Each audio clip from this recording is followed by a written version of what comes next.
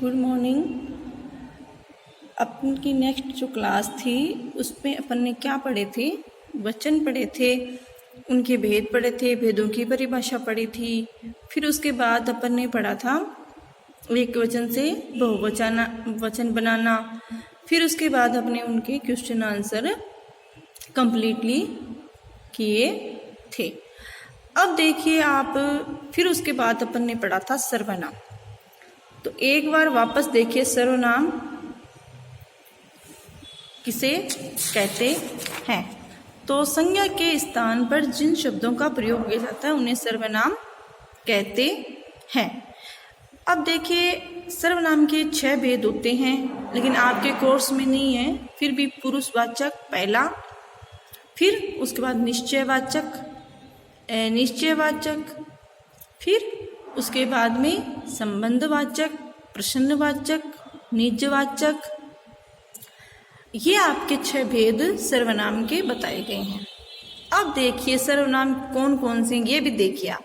मैं, तू, वह, हम, तुम, आप, वे, मैंने, उसने, हमने, मुझे, मुझको, उसे, उसको, हमें, हमको, तुम्हें, तुमको, उन्हें, उन्होंने, मुझसे, तुझसे, उससे, हमसे, तुमसे, उनसे, मेरा, मेरी, फिर मेरे, उसका, उसकी, उसके, हमारा, हमारी, हमारे, तुम्हारा, तुम्हारी, तुम्हारे, उनका, उनकी, उनकी, मुझसे, मुझ में, उसमें, हम में, तुम में, आप में। ये सब क्या थे? सर्वनाम थे। अब देखो पहला पॉइंट था वो क्या था आपका? सर्वनाम का पुरुषवाचक था। उसमें बोलने वाले, सुनने वाले और अन्य व्यक्ति के बारे में होता है। मैं आम खा रही हूँ, ये किस बोल रही है? तुम पढ़ाई कर रही हो, वो दूसरा है वो सुन रहा है, उसे भी बुला लो, तो ये अन्य किसी के लिए। अब देखो निश्चितवाचक, निश्चितवाचक व्यक्ति और वस्तु के लिए आता है। वह ऋतु का टिफिन है, ये निश्चित बात है। वह मेरी बहन है, ये भी निश्चित बात है। अब अनिश्चित देखिए, कोई बाहर बुला रहा है, अब कोई पता नहीं है कि कौन है और वो किसका नाम है, कौन है, क्या है, पता नहीं, वो लेकिन बाहर बुला रहा है। आंख में कुछ गिर गया है, अब आंख में क्या गिर गया वो भी निश्चित नहीं है। प्रश्नवाचक, कौन, क्या, कैसे, ये क्या है? प्रश्नवाचक चिन्ह होते हैं। कौन आया, मेज पर क्या रखा, ये सब। वाक्य में आए संज्ञा सर्वनाम मतलब संबंध बताना है, किसका किससे क्या संबंध है। जो प्रथम आया वह मेरा दोस्त है, जैसा देश वैसा पेश। कर्ता मतलब अब खुद के लिए, निजवाचक, मैं स्वयं पौधे में खाद देती हूँ। तो पौधा क्या है? निश्चितता बता रहा है, और वो क्या कह रही है कि मैं निश्चित पौधे में ही खाद दे रही हूँ। हम स्वयं चले जाएंगे, कहने का मतलब है मैं खुद ही चली जाऊंगी। अब देखिए, अब इससे संबंध, ये इतना आपने कर लिया था अपनी नोटबुक में और लर्न भी कर लिया। अब आगे देखिए, अब आगे है उसके क्वेश्चन आंसर है, वो करेंगे अपन आज। क्या है देखो, अब सर्वनाम शब्दों का प्रयोग हम कहाँ कहाँ करते हैं।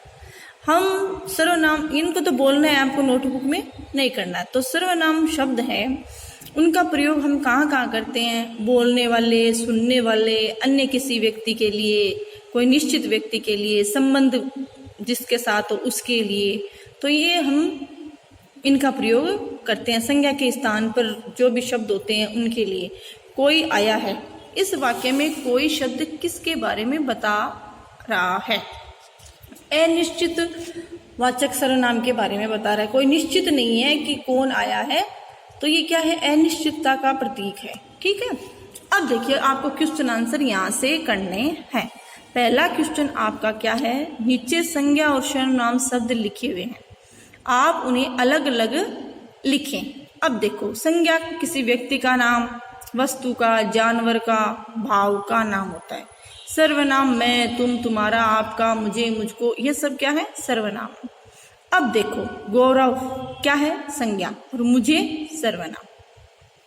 अब देखो, पुस्तक क्या है? संज्ञा, मैं, सर्वनाम। कार क्या है? संज्ञा, कुछ, सर्वनाम। फिर सुजाता क्या है? संज्ञा, और वह सर्वनाम। पारक क्या है? संज्ञा, और उन्हें सर्वनाम। ये आपका पहला क्वेश्चन है, वो संज्ञा और सर्वनाम दोनों को इस गोले में से छांट कर लिखना है। तो ये मैंने कंप्लीटली लिख दिया है और आपको अपनी नोटबुक में कंप्लीट इनको करना है।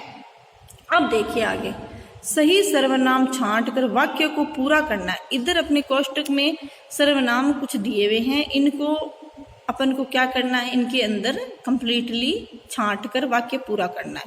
जैसे पहला वाक्य क्या है, देखो मैंने कितना अच्छा चित्र बनाया।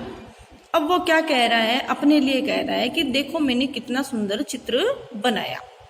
अब देखो, विवाह कुछ लाई है, मतलब विवाह है, किसी के घर पर आई है, तो वो क्या करने आई है, तो कुछ लाई है।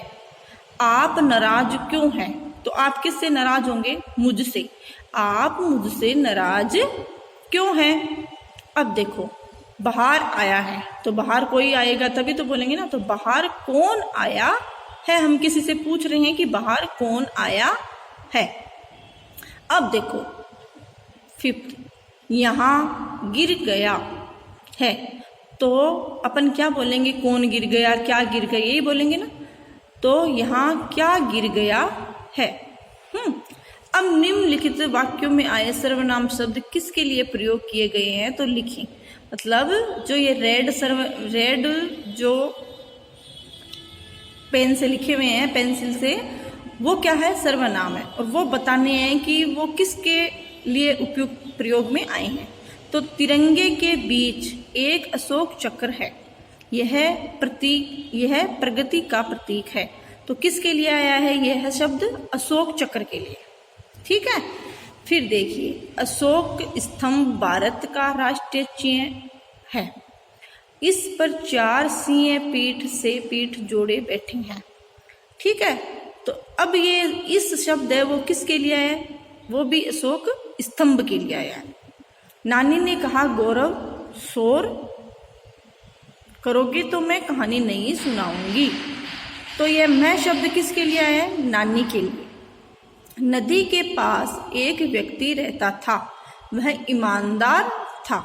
तो ये वह शब्द किसके लिए है, एक व्यक्ति के लिए है। ईमानदार कौन है, व्यक्ति है। तो देखो, अपन ने आज सर्वनाम के 3 क्वेश्चन आंसर है वो कंप्लीट कर लिए। आपको इन 3 क्वेश्चन आंसरों को कंप्लीटली अपने नोटबुक में करना है और लर्न भी करना है।